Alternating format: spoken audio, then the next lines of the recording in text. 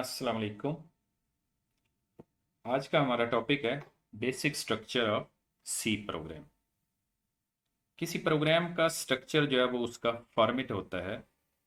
तो किसी प्रोग्राम के फॉर्मेट को हम उसका स्ट्रक्चर कहते हैं या बेसिक स्ट्रक्चर कहते हैं। तो आइए हम देखते हैं कि सी प्रोग्राम का बेसिक स्ट्रक्चर क्या है। तो सबसे पहले Turbo C plus plus compiler को ओपन कर लें।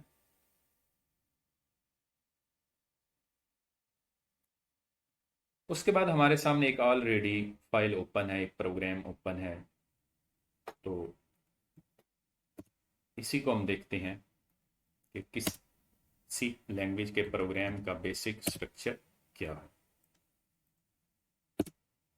तो ये आपके सामने जो सी प्लस प्लस के प्रोग्राम ओपन है जिसका नाम है test1.cpp। तो इसमें हम देखते हैं।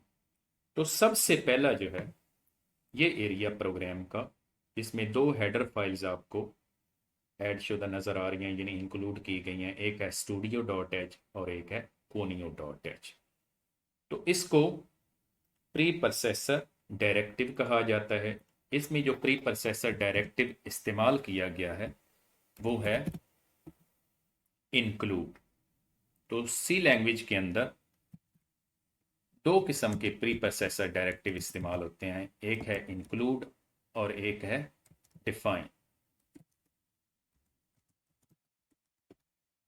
तो प्री प्रोसेसर डायरेक्टिव जो हैं ये हेडर फाइल्स को इंक्लूड करने के लिए और कांस्टेंट को डिक्लेयर करने के लिए इस्तेमाल होते हैं। इंक्लूड जो है ये हेडर फाइल को इंक्लूड करने के लिए इस्तेमाल होता है, और डिफाइन प्री प्रोसेसर डायरेक्टिव जो है वो कांस्टेंट को डिक्लेयर करने के लिए इस्तेमाल होता है।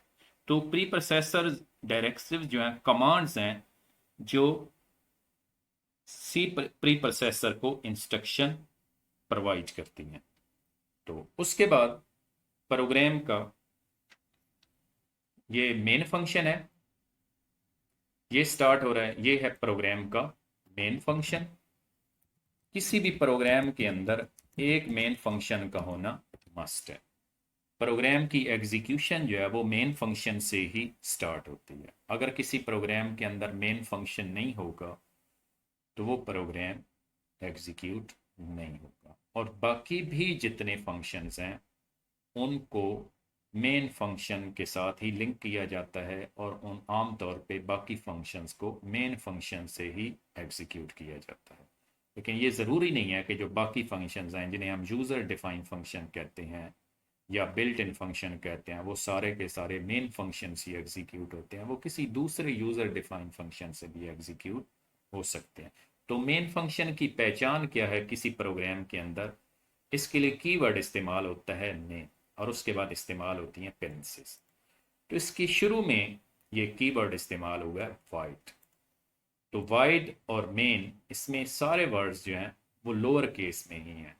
सी लैंग्वेज के अंदर और सी प्लस प्लस लैंग्वेज के अंदर जितने कीवर्ड जिन्हें हम रिजर्व वर्ड्स भी कहते हैं वो सारे के सारे लोअर केस यानी छोटी ए बी सी में ही होते हैं।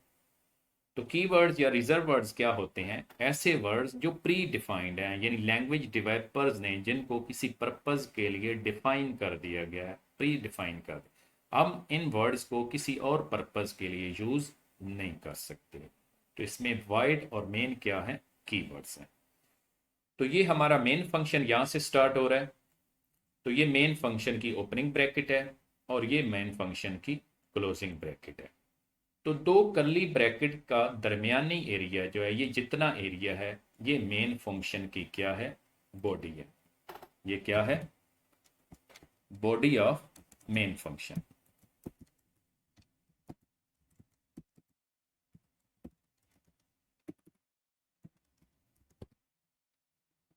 तो दो करली ब्रैकेट के दरमियान में ये जितना एरिया आ रहा है ये क्या है? Body of main function.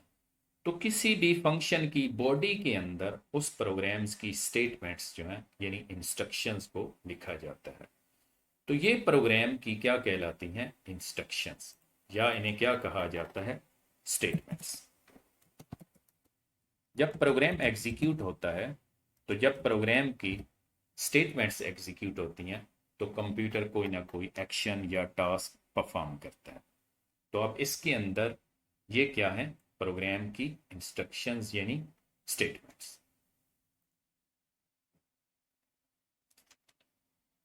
तो इस प्रोग्राम के अंदर ये जो ओपनिंग ब्रैकेट है ये बॉडी को इंडिकेट करती हैं कि किसी फंक्शन की बॉडी कहाँ से स्टार्ट हो रही है और कहाँ पे ख़त्म हो रही है।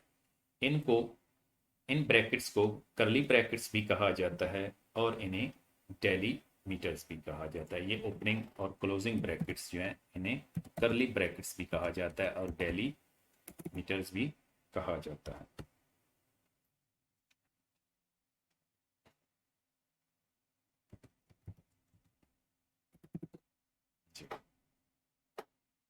दोबारा रिपीट कर रहा हूँ, ये आपके सामने एक सी लैंग्वेज का प्रोग्राम है। इसका पहला पार्ट जो है इसमें प्री प्रोसेसर डायरेक्टिव को इस्तेमाल किया जाता है। अब इसमें जो प्री प्रोसेसर डायरेक्टिव इस्तेमाल किया गया वो है इंक्लूड, और इंक्लूड जो है वो हेडर फाइल को ऐड करने के लिए इस्तेमाल होता है। हेडर फाइल क्या होती हैं? किसी प्रोग्राम के फंक्शन की डिस्क्रिप्शन जो है वो हेडर फाइल में होती है, यानी उनकी डिटेल जो है डिक्लेरेशन और डिस्क्रिप्शन जो है वो हेडर फाइल में होती है। अगर आप किसी फंक्शन को इस्तेमाल कर रहे हैं तो उसकी हेडर फाइल इंक्लूड करना मस्ट होती है। जैसे मैंने ये फंक्शन इस्तेमाल किया क्लियर स्क्रीन, तो इसकी हेडर फाइल जो है वो conio.h है। अगर मैं conio.h हेडर फाइल को ऐड ना करता तो क्लियर स्क्रीन फंक्शन काम नहीं करेगा। इसी तरह गेट सी एच फंक्शन जो है इसकी हेडर फाइल भी conio.h है। तो अगर conio.h को ऐड ना करता हो तो गेट सी एच फंक्शन भी काम ना करता। अब प्रिंट एफ फंक्शन जो है ये टेक्स्ट को या वेरिएबल्स की वैल्यूज़ को या एक्सप्रेशन की वैल्यूज़ को प्रिंट करवाने के लिए, डिस्प्ले करवाने के लिए इस्तेमाल होता है। तो इसकी हेडर फाइल जो है studio.h है। इसे stdio.h भी कहते हैं और studio.h भी कहते हैं। तो अगर मैं studio.h हेडर फाइल को इंक्लूड ना करता तो फिर प्रिंट एफ फंक्शन जो है इसने काम नहीं करना था और पाकिस्तान जिंदाबाद में डिस्प्ले नहीं होना था। तो ये एरिया जो है प्री प्रोसेसर डायरेक्टिव एरिया है, और ये यहाँ से मेन फंक्शन स्टार्ट हो रहा है, और ये मेन फंक्शन की ओपनिंग ब्रैकेट है, यानी मेन फंक्शन की हद स्टार्ट हो रही है, और ये मेन फंक्शन की क्लोजिंग ब्रैकेट है। तो एक इस मेन फंक्शन की हद कहाँ से कहाँ तक है? इस ओपनिंग ब्रैकेट से लेकर क्लोजिंग ब्रैकेट तक, यानी इसको मेन फंक्शन की बॉडी भी कहा जाता है। यानी मेन फंक्शन की बॉडी इन दो डेलीमीटर्स यानी करली ब्रैकेट्स का दरमियानी एरिया है। तो किसी फंक्शंस की जो स्टेटमेंट्स होती हैं वो उसकी बॉडी में लिखी जाती हैं। तो इस फंक्शंस की ये स्टेटमेंट्स हैं जिन्हें इंस्ट्रक्शंस भी कहा जाता है। तो ये दो ब्रैकेट्स जो करली ब्रैकेट्स हैं इन्हें डेलीमीटर्स कहा जाता है, और किसी प्रोग्राम की मेन किसी फंक्शन की बॉडी में जो हम इंस्ट्रक्शंस लिखते हैं इन्हें स्टेटमेंट्स कहा जाता है। उम्मीद है आपको basic structure of C program समझ आ गई होगी। अस्सलाम वालेकुम, अल्लाह हाफिज़।